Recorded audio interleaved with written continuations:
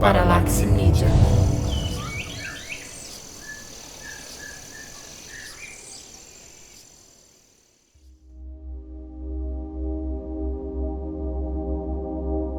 Depois dos 40 anos, bastante coisa mudou pra mim. Quando eu olho no espelho, eu levo um choque de realidade.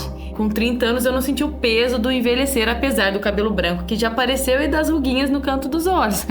Envelhecer pra mim é não ter mais a mesma disposição que eu tinha antes pra determinadas coisas. Envelhecimento é bom porque faz a gente ter mais maturidade e conhecer a vida, né? Quando as pessoas falam, eu queria ter 20 anos, eu falo, eu não, porque eu acho que eu sou uma pessoa mais legal hoje, sabe? Eu só comecei a ficar legal comigo mesmo agora nos 60 anos. Eu festejei meus 60 anos. Eu gosto desse envelhecimento natural, de ter a maturidade, de ter passado por experiências. E eu não tenho medo de envelhecer, não. Eu tenho muito medo do envelhecimento. Eu tenho medo de ter necessidade de precisar de alguém. Uma coisa que eu tenho um pouco de medo, sim, é a invalidez, assim. Tenho medo, mas não é um medo que me mobiliza, é um medo que me motiva, que me faz seguir adiante.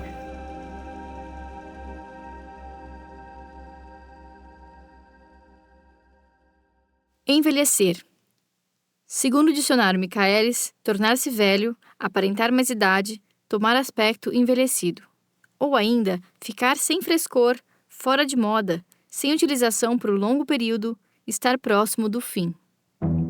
Todas essas definições podem passar pela nossa cabeça ao pensar no envelhecer, mas a percepção do envelhecimento como processo é muito subjetiva e única de cada pessoa. Passa pela aparência física, com as mudanças que sentimos no nosso corpo. Mudanças que também podem ter relação com a saúde ou a disposição. Percebemos a passagem do tempo em transformações na nossa vida, etapas que se encerram e outras que começam, ver os filhos crescerem e terem seus próprios filhos. Vivemos e colecionamos experiências, momentos que transformam nossa mente, nos fazem amadurecer. Amadurecer. Segundo o dicionário Michaelis, tornar-se mais experiente e maduro na vida, tornar mais elaborado após profundo período de reflexão, tornar equilibrado e harmonioso, aprimorar-se ou desenvolver-se.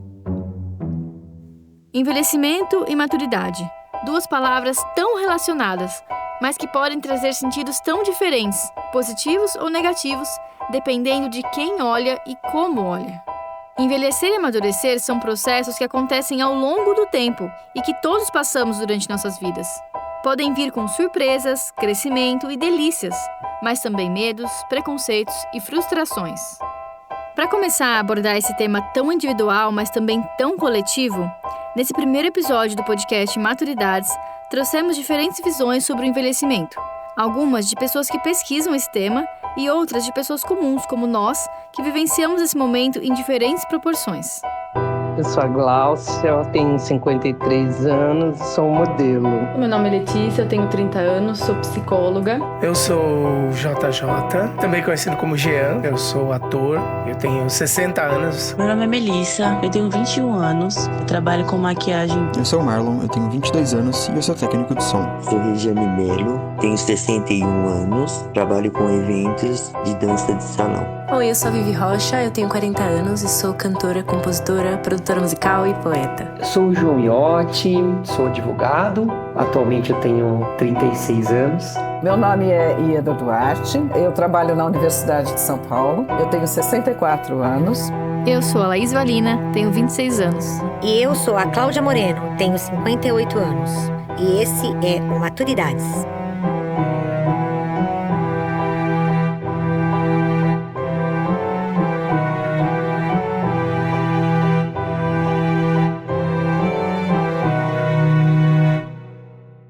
Para começar nossa conversa, vamos ouvir as experiências de alguns de nós com o envelhecimento. Começando pela Cláudia.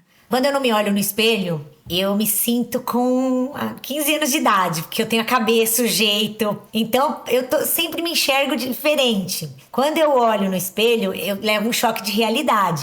É muito estranho pra mim. Então, tem sempre aquela frase que fala, né?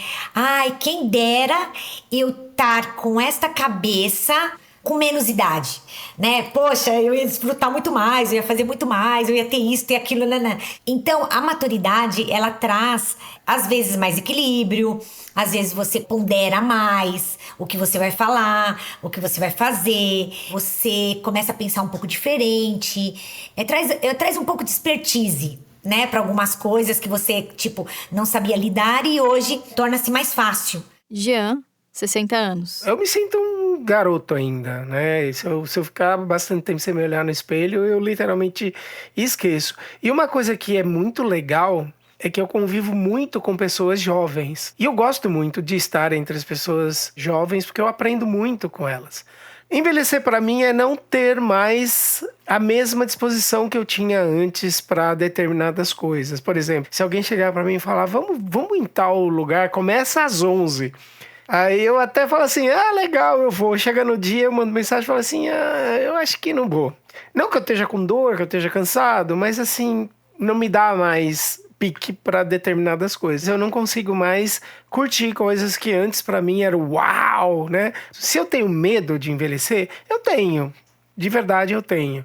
Eu tenho medo de começar a ter dificuldade para lembrar coisas, de me locomover com tanta facilidade quanto eu me locomovo hoje, né? Por conta disso, eu tomo providências, faço academia, eu tô com meus check-ups sempre em dia, não deixo pra lá. Tenho medo, mas não é um medo que me mobiliza, é um medo que me motiva, que me faz seguir adiante. Regiane, 61 anos. Quando eu tava na faixa dos 40 anos, que eu tava assim, muito gorda antes de fazer a bariátrica, o envelhecimento me apavorava, assim. Aí eu fiz tudo, tratamento, cheguei nos 50 anos, fiquei desesperada, porque aí eu falava, não, agora é a decadência daqui, é só ladeira abaixo. Porque aí, assim, você tá muito gorda, você já não faz nada. Aí quando você vai fazendo a paz, você começa a cair a pele, né? E aí você, mesmo fazendo cirurgias e tal, você vai ficando envelhecida, muito envelhecida. Eu só comecei a ficar legal comigo mesmo agora, nos 60 anos. Eu festejei meus 60 anos. Porque aí eu tava bem, eu tava dançando muito, tava festejando muito. Mas, ao mesmo tempo, eu tenho muito medo do envelhecimento. Eu já tive um micro AVC, eu tenho tremor nas mãos, eu tenho dificuldade, tem dias que eu tenho que me concentrar para escrever. Eu tenho medo de ter necessidade de precisar de alguém, de depender de filho. Eu tenho um receio danado de não poder dirigir mais. E tudo isso, para mim, tá chegando. Eu sinto dor nas pernas.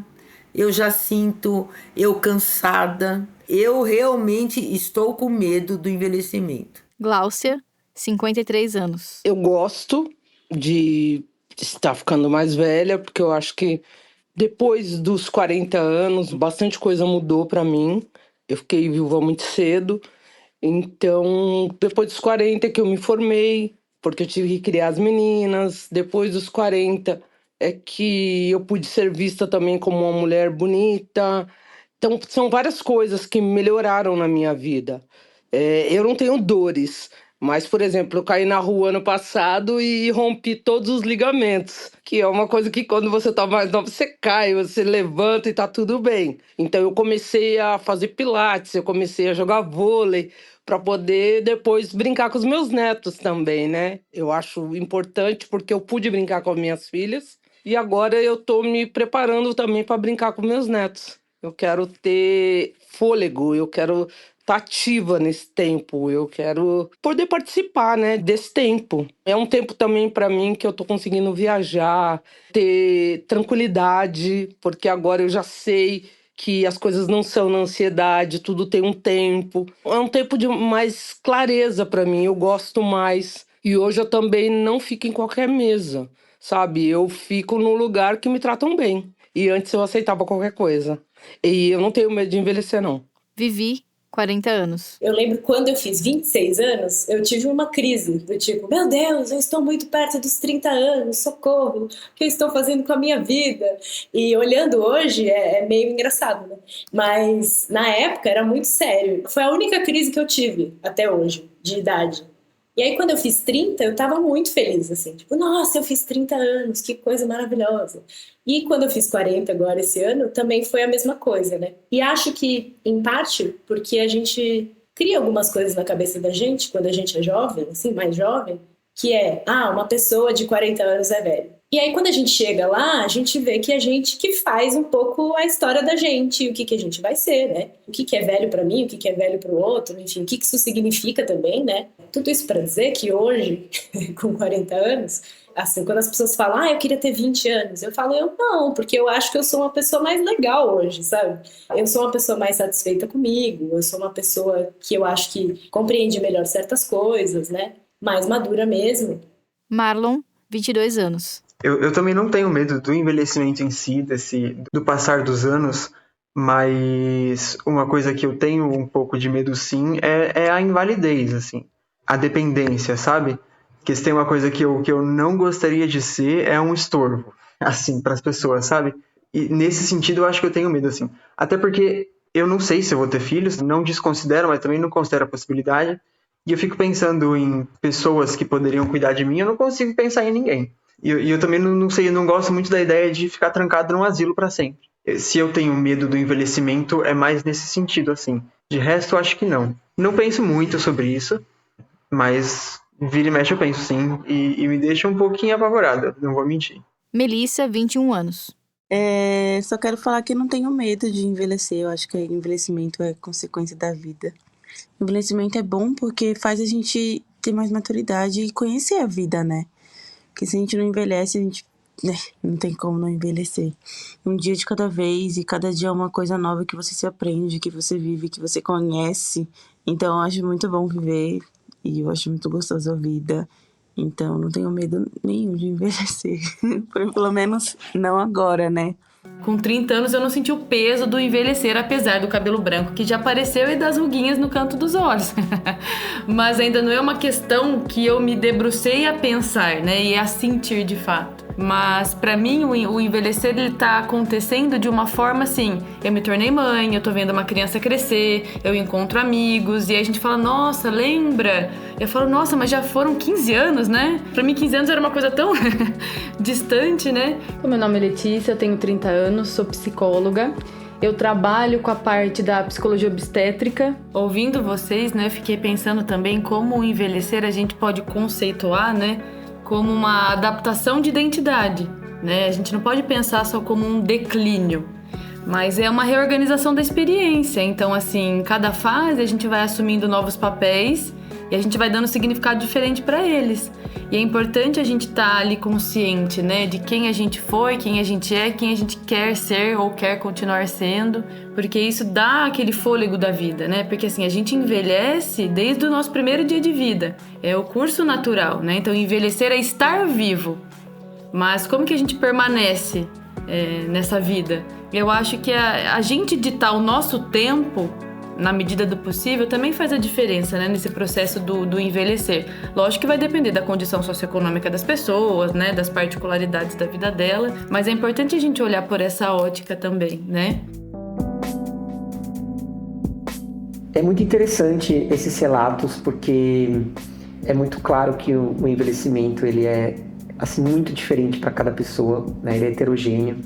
Eu sou o João Iotti, eu atualmente sou advogado e eu gosto de mencionar, quando a gente vai falar um pouco sobre envelhecimento, velhice, como eu fui parar nessa temática, né? Atualmente eu tenho 36 anos, por volta de uns 15 anos, uma amiga minha me chamou para fazer um trabalho voluntário numa ILPI, né? As ILPIs, elas são a denominação atualmente significa instituições de longa permanência, né? Que se refere às casas geriátricas, os antigos asilos, né? E eu fui a convite dessa minha amiga para uma ILPI pública.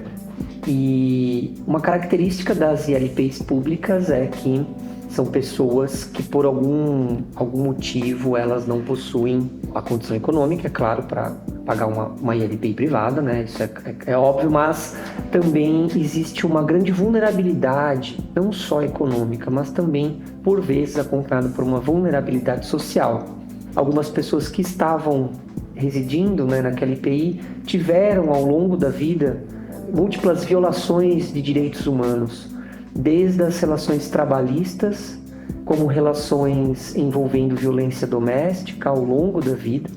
Quando eu comecei a me deparar com esses relatos e talvez uma ausência de políticas públicas focadas, assim, comecei a me envolver nos movimentos, comecei a me envolver no Conselho de Direitos, né?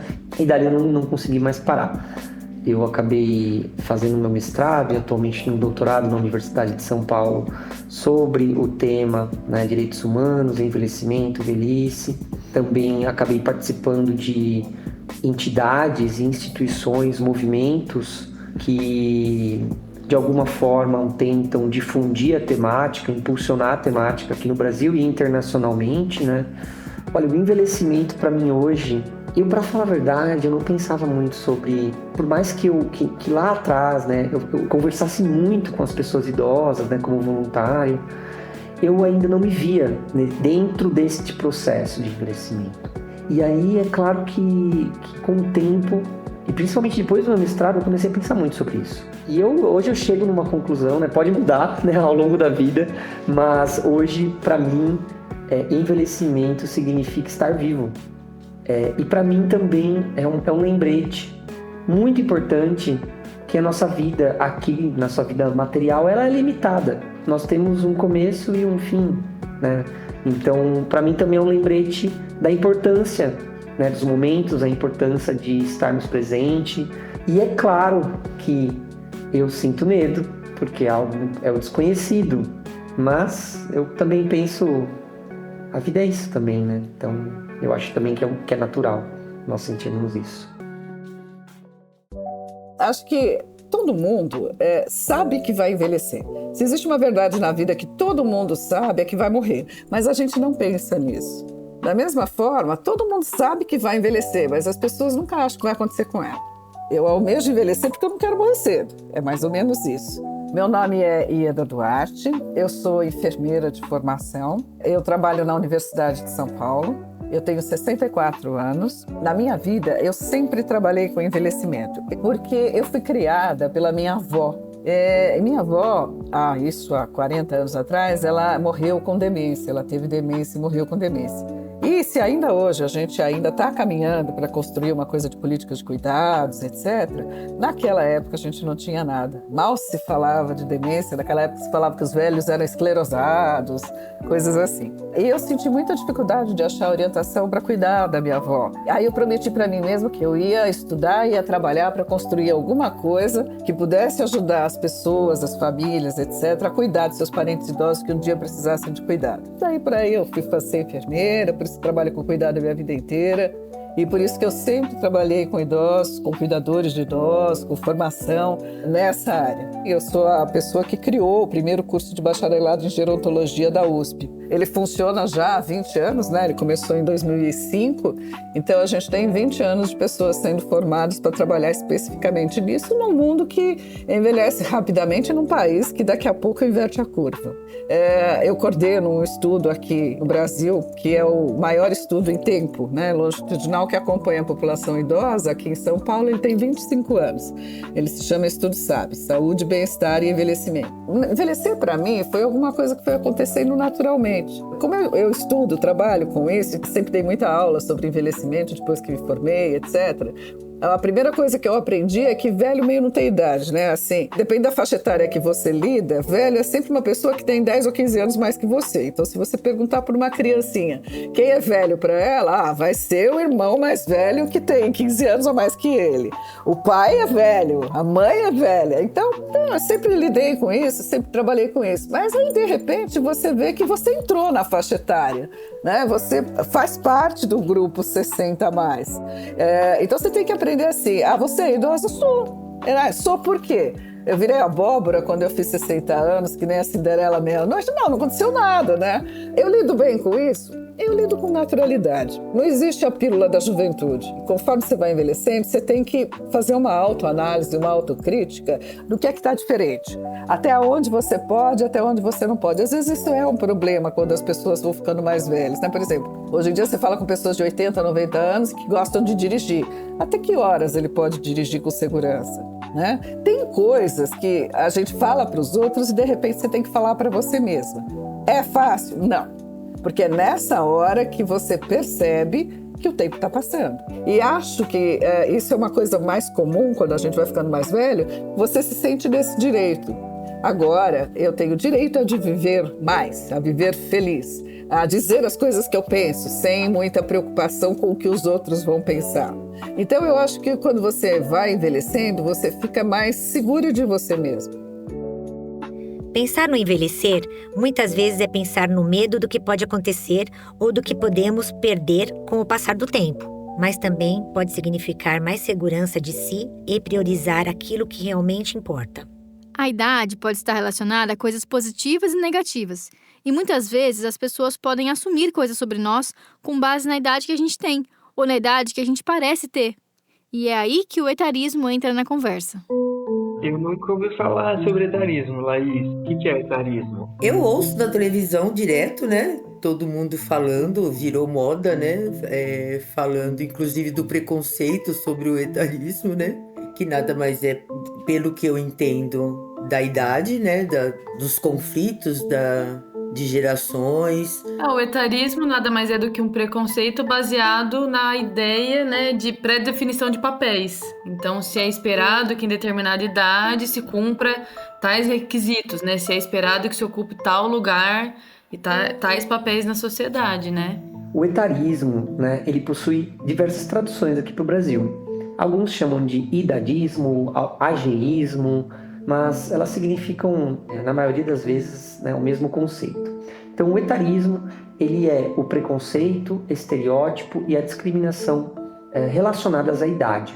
Uma primeira característica é que nós estamos falando de qualquer idade. 30, 40, 50, 60, 80, 90, 100 anos, pode sofrer o idadismo ou o etarismo. O idadismo, então, ele se manifesta no campo dos pensamentos, dos sentimentos, que é o estereótipo e preconceito, e no campo da discriminação, que é o ato em si. Em 2021, com tradução em 2022, a OMS publicou um grande estudo sobre o idadismo, né, ou etarismo, que chamou Global Report on Ageism. Ageism é a tradução em inglês, o termo original é ageism. Esse termo foi cunhado, inclusive, lá em 1960, por um médico chamado Robert Butler. E a própria OMS ela traz esse conceito, estereótipos, preconceitos e discriminação relacionada à idade, e ela também separa algumas dimensões do etarismo ou idadismo. Ela separa a dimensão do autoidadismo ou autoetarismo, então como que é a minha percepção sobre o meu envelhecimento, as questões na sociedade entre pessoas, e de forma também macro, de forma estrutural. Então, por exemplo, as instituições, né, leis, e aí a gente pode entender, por exemplo, que o etarismo e o idadismo pode se manifestar em uma empresa, num serviço ofertado para a população através de assistência médica, através do próprio judiciário. Então, o próprio judiciário pode ser um ator de práticas idadistas. No período pandêmico, nós tivemos muitas manifestações etaristas e idadistas através de compartilhamento de memes, e isso assim, foi algo que escancarou, né, onde se encontra a velhice em nossa sociedade, né? Então, eu acho que é importante, além de a gente conversar, discutir sobre políticas públicas, né, o próprio financiamento de políticas públicas sobre o tema, é trazer uma educação, um letramento sobre isso. É falar sobre isso. O próprio Estatuto da Pessoa Idosa, ele deixa claro. Por quê? Porque é a nova geração que está vindo, que precisa ser mais consciente. E isso vai impactar em questões da violência. Nós temos altos índices de violência contra a pessoa idosa. Então, as próximas gerações têm um trabalho muito fundamental em não só diminuir esse tipo de violação, mas como também mudar um pouco a lente nossa sobre como que nós encaramos, né? Laís, 26 anos. Pra mim, eu já sofri etarismo em trabalho, assim, tipo, porque eu tenho cara de jovenzinha, né? Tenho cara de 12 anos, apesar de ter 26, então, às vezes nos trabalhos que eu vou, a pessoa já me subestima, achando que eu não tenho experiência ou que eu não sei o que eu tô fazendo, por achar que eu sou muito nova pra estar ali. Vivi, 40 anos. Quando comecei a dar aula, né, recém-formada, assim, eu comecei a dar aula de canto numa escola e eu lembro muito, as pessoas se assustavam quando entravam na sala, né, porque era uma coisa de marcar um horário de aula de canto e não saber com quem, né, e aí entra na sala e uma vez a pessoa virou pra mim: você é a professora? Como assim, você é a professora? Essa menina é a professora? Como assim, né? Então, aconteceu muito isso, assim. E depois, quando eu entrei no Teatro Municipal para cantar, acontecia uma coisa, eu era das mais novas, né? E aí acontecia uma coisa de tipo, mas como que essa menina entrou, né? Tão novinha, não sei o quê, ela deve ser namorada de alguém, ou ela deve ser, sabe? Esse tipo de comentário, assim, né? Sendo que eu tava lá porque eu prestei um concurso e entrei, né? Gláucia, 53 anos. A passarela diz que você pode ser qualquer corpo, qualquer idade. A passarela diz que ela recebe todo mundo, mas na prática mesmo tem bastante dificuldade. Na prática, quando você vai fazer um casting, é bem complicado. A gente sofre bastante restrição, assim. Os estereótipos e preconceitos, eles podem se relacionar de forma positiva e negativa e ao longo de todo o nosso curso de vida. Então é muito também diluído esse conceito, principalmente quando nós tratamos de mercado de trabalho. Dentro do mercado de trabalho, existem outros elementos que vão compor esse conceito cultural, o que seria o trabalhador mais velho. E aí eu cito como exemplo o segmento da indústria das Big Techs, que alguns estudos apontam que o trabalhador mais velho dentro desse segmento de tecnologia já é a partir dos 27 anos. Né? A gente pode pensar em outras indústrias, né? Como a indústria da moda, né? Por mais que tenha uma quebra ainda de paradigma, né? Sobre essa questão do empoderamento, do próprio envelhecimento, mas ainda a gente tem nos grandes mercados, né? Principalmente nos desfiles, né? Assim a gente vê que ainda prevalece, né, a questão da juventude. E dentro da questão do mercado de trabalho, nós temos, infelizmente, estratégias corporativas que são utilizadas para tirar essas pessoas do mercado de trabalho. E a gente vai ter um grande problema no futuro. Nós temos que pensar que a mão de obra está envelhecida. Nós estamos passando por um envelhecimento, não só no Brasil, mas globalmente. Desde 1980, a própria ONU já vem alertando. A população estava envelhecendo e as previsões demonstravam que, num futuro breve, nós teríamos uma inversão da pirâmide etária. Por muito tempo, a gente falava que o Brasil era um país de jovens. Isso ficou muito forte no brasileiro. O brasileiro acredita nisso, que é um país de jovens. Só que ele não é mais um país de jovens há muito tempo. Tá? A nossa pirâmide populacional, né? Quer dizer, o número de idosos em relação ao número de crianças que a gente tem vai inverter daqui a pouco. Daqui a alguns anos essa pirâmide inverte, assim como ela já inverteu no mundo. Então hoje no Brasil nós temos aproximadamente 33 milhões de pessoas idosas. E no Brasil significa dizer pessoas de 60 anos ou mais. É muito importante a gente debater sobre isso, por mais que a gente ainda esteja assim, trocando a roda do carro em movimento, porque o envelhecimento está acontecendo acelerado. O Brasil ele não se desenvolveu o suficiente para conseguir receber, né, na minha opinião, esse envelhecimento populacional, principalmente esse envelhecimento da força de trabalho. A gente tem que pensar em questões de políticas públicas que consigam garantir não só o trabalho, mas o próprio envelhecimento digno daqui para frente. A gente tem mais homens ou mais mulheres idosas? Na prática, nós temos mais mulheres idosas. Então, eu tenho cerca de 3,5 milhões mais mulheres idosas do que homens idosos. Então, eu tenho alguma coisa em torno de 55,7% da população idosa que são mulheres e o restante são homens. Por que existe essa diferença? Isso foi muito estudado por quem estuda demografia, por quem estuda envelhecimento, e está muito associado a algumas crenças, né, também. Então, assim, homens vivem mais situações de risco, eles se expõem mais a situações de risco, na vida como um todo e no trabalho, etc. Então, a chance de você ter situações que os homens morrem mais frequentemente, mais cedo, é verdade. Existe uma proteção hormonal das mulheres, né? É fisiológico, as mulheres têm uma proteção hormonal. Os hormônios femininos, estrógeno, progesterona, esse tipo de coisa, principalmente na sua vida reprodutiva, eles protegem o seu coração, eles te protegem. Então a gente acaba não tendo tantos, assim como os homens, eventos cardíacos, nestas faixas etárias mais precoces. E isso faz também, como a mulher é o reprodutivo do casal, faz com que as mulheres tendam a procurar mais os serviços de saúde. Então a mulher se cuida mais. Isso ajuda com que ela tenha uma sobrevida maior. Quando a gente fala de envelhecimento, é inevitável pensar nos nossos maiores medos. A doença, a dependência, a invalidez. A Cláudia vai contar um pouco da experiência que ela está tendo agora com seu pai. A partir do momento que você perde a saúde, é muito complicado. Eu tô vivenciando isso hoje por conta dos meus pais, né? Meu pai tá com um pouco de demência, um pouco de Alzheimer. E assim, ele era um homem, a figura que eu tenho do meu pai sempre foi mexendo, trabalhando, correndo, ajudando um, ajudando o outro. E hoje ele se encontra nessa situação que pra mim é até estranho ver, entendeu? Isso. E aí, hoje eu fico me preparando para a partida dele, né?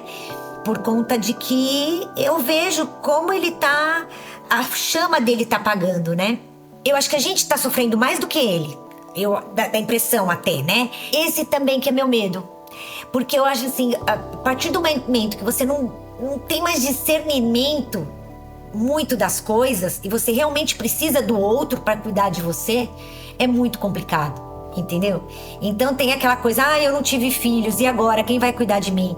Isso não necessariamente, porque tem filhos que não cuidam dos pais. Se eu pudesse escolher, eu gostaria de morrer antes de perder a minha sanidade.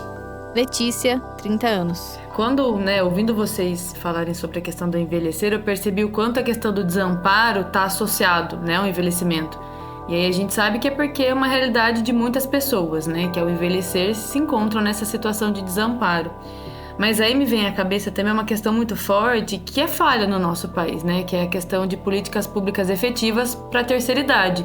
E uma reformulação, do que a gente pensa sobre o abrigar pessoas idosas. Porque daí parece que realmente assim não tem fim. Envelhecer é cair nesse desamparo se você não tem filhos para cuidar de você, como se você não tivesse outra possibilidade de vida, Então assim, é repensar um pouquinho também enquanto sociedade, como a gente trata essa questão do envelhecer, como a gente trata os idosos, as pessoas velhas, Porque senão a gente também vira refém de ter filhos para sermos cuidados, João Iotti, 36 anos. O Brasil, ele tem uma legislação, no meu entendimento, muito robusta sobre questões relacionadas à pessoa idosa.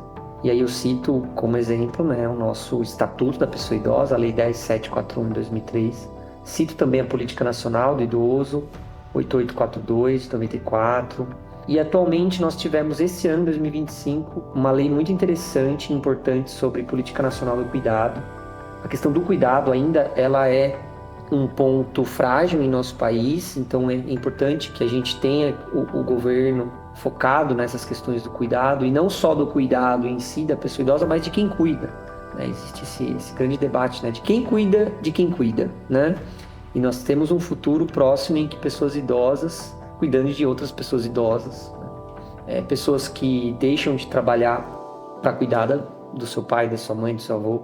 Então nós temos esses problemas estruturais, Eu entendo que ainda falta um pouco de vontade política para esse tema, um pouco de regulamentação sobre o que já está previsto na nossa lei ordinária. Nós tivemos avanços no ano de 2024, 2025, com a publicação da Política Nacional, dos cuidados, mas ainda existem temas que a gente não consegue efetivar. E aí eu cito um ponto que ainda a violência contra a pessoa idosa, ela tem um alto índice de denúncias. A cada ano, a gente não diminui, a gente vai aumentando. Então, para mim é um sintoma, né? No meu entendimento é um sintoma que a gente precisa melhorar sobre essas questões de violência contra a pessoa idosa. Eu acredito que no Brasil existe uma violência estrutural em tanto sexismo, racismo e agora o idadismo, e isso é conceitos transversais que se comunicam e agravam, né? Eles se tornam aí múltiplas vulnerabilidades, alguns chamam de interseccionalidades, mas eu gosto do termo múltipla vulnerabilidade, ao longo da vida, né? E ao chegar numa etapa da velhice, essa múltipla vulnerabilidade, então, por exemplo, uma mulher negra, idosa, ela soma muitas situações que vão, de repente, tirar ela do mercado de trabalho, vão colocar numa situação de risco de uma violência doméstica, de uma violência física, violência psicológica, violência financeira. Então é como se a idade, infelizmente, em nosso país, ela fosse um catalisador dessas outras violências estruturais. Ieda Duarte, 64 anos. As pessoas têm mais preconceito contra as mulheres idosas? Acho que você tem que ver assim, os homens idosos vivem menos do que as mulheres em geral. Geralmente as mulheres idosas cuidam dos homens idosos, então eles acabam não sendo abandonados porque elas cuidam deles. No estudo que eu coordeno, a gente vê isso. Então, quando você olha a população que mora sozinha, por exemplo, você tem muito mais mulheres idosas morando sozinhas do que homens idosos. Por quê? Os homens idosos acabam sendo acolhidos pela família e as mulheres só vão ser acolhidas pela família quando ela ficar muito dependente. Se ela não for morar numa instituição de longa duração, aí ela vai ser acolhida pelas mulheres. Geralmente acolhida porque ela vai cuidar dos netos, vai ajudar o filho, vai fazer alguma coisa. Então, assim, esse preconceito é mais forte contra as mulheres em várias coisas, assim. É difícil você arrumar emprego? Mas é difícil para os homens também. O que eu acho, isso você sente na pele, conforme você vai envelhecendo, você se torna invisível. A coisa da invisibilidade da mulher, ela é muito forte. E é uma coisa que a gente tem que aprender a lidar com isso. Então, por exemplo, quando você é mais nova, você é bonita, produzida, tal, você chama atenção quando entra, não sei o quê, você vai envelhecendo, você pode continuar do mesmo jeito. Produzida, bonita, etc., mas você passa a ser invisível. Apesar do envelhecer, para as mulheres, vir com muitos desafios também pode ser um momento de transformação. A antropóloga Miriam Goldenberg tem um conceito que se relaciona com isso, que a Ieda vai explicar melhor pra gente. A Miriam Goldenberg é uma antropóloga, né? E ela faz algumas publicações relacionadas ao envelhecimento já tem algum tempo. E numa dessas publicações, ela falou sobre tempo de escolha. Então, esse é um conceito que se refere à maturidade das mulheres e que, depois de uma certa idade, elas deixam de serem afetadas pelas pressões sociais. A pressão de ter um corpo perfeito, uma pele perfeita, né? Ser socialmente aceita. Essas pressões deixam de ser tão importantes, e as cobranças estéticas também, você não vai ter ruga, você não vai ter cabelo branco, etc, etc, também deixam de importar. Então, esse tempo de escolha significa dizer que eu entendo a minha maturidade, eu compreendo essas mudanças e elas deixam de exercer sobre mim uma pressão que faz com que eu tenha que conduzir minha vida de um jeito ou de outro. Então essa é uma fase que a mulher ela se torna mais seletiva, ela escolhe. E de vez ela seguir o que um padrão da sociedade impõe, tipo, você não pode pôr essa roupa, você não pode sair desse jeito, você não vai namorar com uma pessoa mais nova que você, etc. Existem padrões que são colocados dentro das famílias e pela própria sociedade. A mulher passa a não se importar tanto com isso e passa a fazer as suas próprias escolhas. Ela vai priorizar aquilo que a faz feliz. Conforme a gente vai envelhecendo e quando a gente trabalha com pessoas idosas, tem duas coisas que você trabalha. Você é feliz e você está satisfeito com a sua vida. Quando o seu tempo de vida vai ficando cada vez mais curto, você tem que falar, se eu não sou feliz, o que é que vai me fazer feliz? Né? O que me traz satisfação para viver? Às vezes são coisas pequenas. Você faz uma coisa que aquilo te dá uma satisfação pessoal de viver, então faz. Vai atrás. Eu nunca fiz antes, vai agora. Né? Faz agora, você tem tempo para isso, ainda tem tempo para isso. Então esse tempo de escolha que ela trabalha, ele não se resume só em uma atitude em relação à beleza e ao corpo, mas numa perspectiva, numa mudança de perspectiva de vida. Ela tem mais direito à liberdade e ela faz mais uso dessa liberdade. Eu, como mulher de 58 anos, sinto que a sensação de envelhecimento para nós mulheres é mais difícil. Mas a maturidade também foi um momento de transformação para mim. Bom, eu me descobri como mulher próximo aos 40 anos. Foi quando eu comecei a me olhar no espelho, me sentir mais sensual, me sentir mais bonita, ver que eu tinha o poder nas mãos, que eu poderia decidir as minhas coisas, tirar da minha vida as coisas que eu não queria mais. E até hoje eu tô assim, procurando sempre a felicidade, não me importando mais tanto com o que as pessoas falam. Então eu não me enquadro e não pretendo me enquadrar nunca ao que todo mundo diz que tem que ser. Visto roupas que acho que fico bonita, não me preocupo se é roupa de jovem ou roupa de velho. Eu, como mulher de 26 anos, não sinto o peso do envelhecimento, mas eu me sinto sim invisível ou inferior em alguns momentos. Tipo quando eu vou em algum evento de trabalho e eu não me sinto uma profissional relevante o suficiente para conversar com ninguém. Como eu e a Cláudia somos amigas há muito tempo, a gente tem a oportunidade de conversar sobre esse tipo de coisa. Mas eu acho que nem todo mundo tem o costume de conversar com pessoas de outras gerações. Perguntamos para os nossos convidados como eles se relacionam com pessoas de gerações diferentes. Regiane, 61 anos. Eu lido no meu trabalho direto com pessoas de total geração diferente da minha. Eu só trabalho com dançarinos que são jovens. A maioria está na faixa de 20 anos até 25, 26 anos. E no meu trabalho no vestibular, na VUNESP, nas palestras, eu dou para terceiro ano do ensino médio. Então, eu também lido com adolescente. Sou apaixonada por essa geração. Gosto demais, consigo entender eles de alguma forma e me relacionar muito bem com eles. Primeiro, não tomo conta da vida deles, não interfiro, não julgo, ouço o que cada um traz. Se eles vieram contar alguma coisa e quiser alguma opinião, eu dou alguma opinião. Se eles vieram só contar, eu só ouço.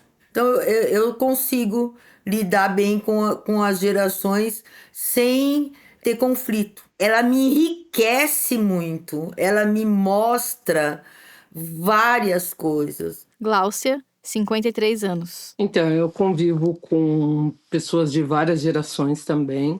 As modelos normalmente começam com 12 anos ou até menos. Então, eu convivo com as meninas de 12 até a minha idade, né, 50, 60 anos. E a convivência, principalmente com os jovens, é bem bacana porque te desperta para muita coisa. Os jovens, eles sonham muito.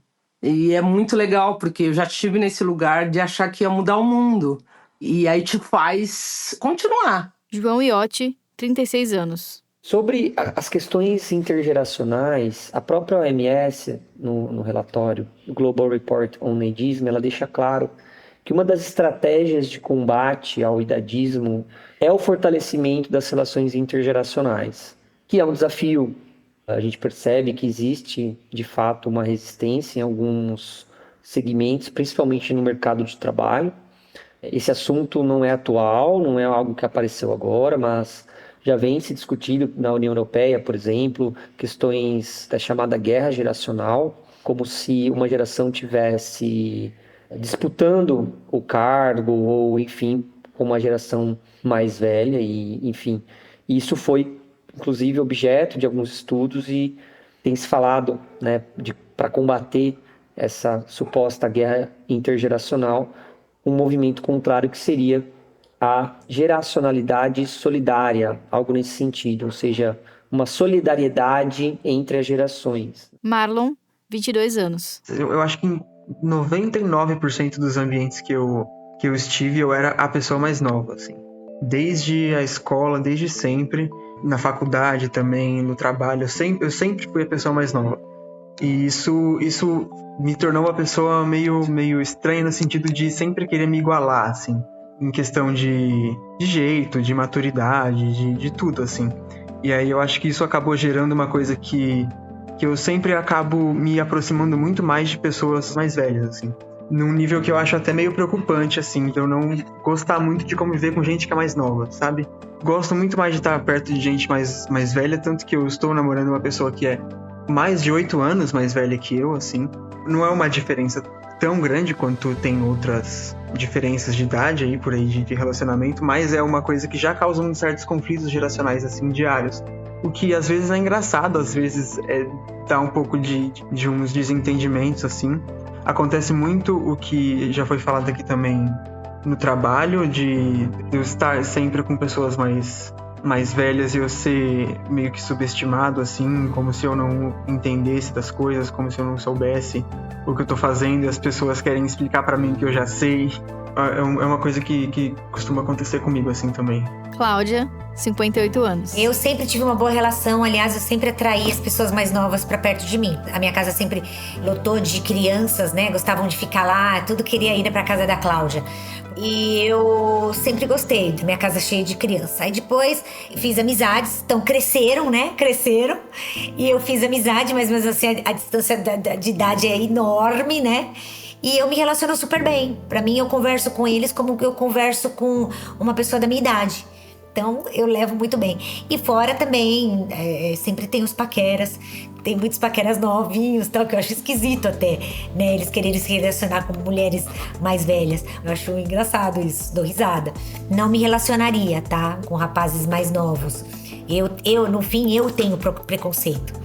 Sabe? Tenho vergonha, tenho preconceito, né? Mas é por conta minha mesmo. Não ao contrário. Jean, 60 anos. Eu achei muito legal a Cláudia falar que ela tem preconceito em relação a se relacionar romanticamente com pessoas mais jovens, né? E é engraçado porque eu tinha esse preconceito também. Sempre pra mim foi uma coisa meio que desconfortável. Eu até já tive, assim, alguns relacionamentos de curto prazo com pessoas mais novas, mas aí eu ia passear no shopping e eu ficava me sentindo meio julgado, né? Umas coisas assim. Isso acabou cedendo quando eu conheci hoje minha mulher, minha esposa, né? Ela tem 20 e poucos anos, menos do que eu. Tenho 61, ela tem 37. Quem for bom de matemática faz a conta, não é o meu caso. E foi aí que eu consegui me livrar, sabe? Dessa coisa que eu sentia, de me sentir envergonhado, de achar que eu estava sendo julgado. E isso foi graças à forma muito leve, muito amorosa, muito acolhedora e muito corajosa que ela acabou trazendo para dentro do nosso relacionamento, sabe? E hoje isso não é mais problema nenhum e é engraçado que hoje ninguém mais olha pra gente como um casal de gerações diferentes. Não tem mais esse olhar, porque a gente se igualou tanto em espírito. Ela me ajudou a me tornar mais jovem e eu ajudei ela a se tornar mais madura em certos aspectos, que a gente meio que ficou igual. Qual a conclusão disso? Eu acho que etarismo é o único preconceito que todo mundo vai sofrer, a não ser que morra antes, né? É bom a gente pensar em se livrar desse preconceito, como a gente tem que se livrar de todos os demais, né? Letícia, 30 anos. Eu acho que quando a gente se coloca, quando a gente tem uma disposição afetiva de estar nesse mundo que é diverso, a gente não diferencia tanto a questão da idade. A gente pode estranhar padrões diferentes dos nossos por conta dessas questões de gerações, né? Mas quando a gente consegue ampliar esse horizonte, realmente conviver, né? Viver em sociedade nessa pluralidade, eu acho que a gente sai daquele estado Gabriela, eu nasci assim, vou morrer assim. Né? E a gente consegue beber de várias fontes, né? A gente tem a característica, lógico, né, da nossa geração, mas eu acho que se a gente olha para frente, para os que estão à frente ou atrás da gente, a gente consegue estruturar uma forma diferente de viver, né? Tanto aprender como desaprender, né? Ou olhar aquilo que eu não quero repetir, que eu não quero fazer, mas também, né, ser diferente, porque senão a gente só se prende ao que a gente está acostumado, a gente se limita muito, né? A gente fica ali numa panelinha que tem hora que a gente não cabe mais. E aí, por exemplo, você encontra um grande amor de outra idade, você não pode sair dessa panelinha, porque você não pode beber daquela fonte. Ieda Duarte, 64 anos. Esse ano, eu fui com um grupo de outros profissionais que trabalham com envelhecimento também. A gente foi para a Inglaterra e para Portugal, num negócio que a gente chamou de missão, né, lá, para conhecer os serviços, etc, etc. E a gente estava falando com a pessoa responsável pelas Santas Casas de lá. Então, a gente estava conversando e ele contou para mim assim: a cidade tal e tal, ele citou 2 exemplos lá de Portugal, ele falou, não tem mais escolas. Eu falei, não. Ele falou, não tem mais crianças. É difícil imaginar uma cidade sem crianças.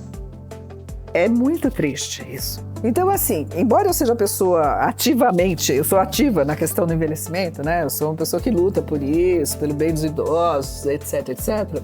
Eu não acredito no mundo de velhos. O mundo só de velhos não é bom. As trocas são muito importantes. Ter uma população mais jovem é muito importante. Então, essa questão da intergeracionalidade, ela é muito boa. Há muitos anos atrás, quando a gente estava começando com a questão da internet aqui, dos anos 2000, por exemplo, os jovens, eles não tinham computador. Então, os jovens queriam usar o computador do Sesc que não precisava pagar. Então, o Sesc, que tem um trabalho bem importante com as pessoas idosas, ele criou uma campanha que era assim: se você ensinar um idoso a mexer no computador, você ganha crédito em horas para usar o computador.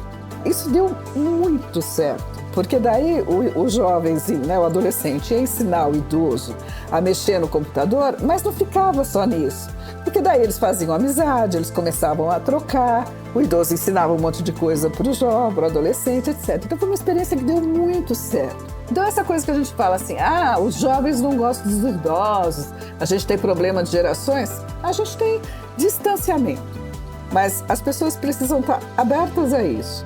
E isso faz bem para os dois lados, porque ambos os lados aprendem.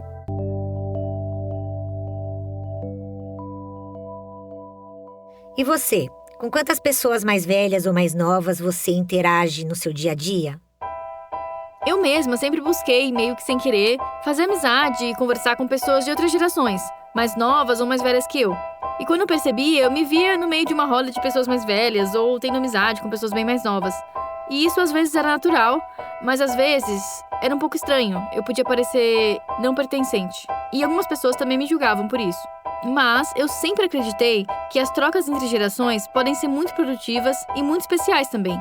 E que a gente vai acabar descobrindo alguma coisa sobre a gente mesmo ou sobre o mundo, ouvindo a história de uma outra pessoa. E por isso o Maturidade surgiu.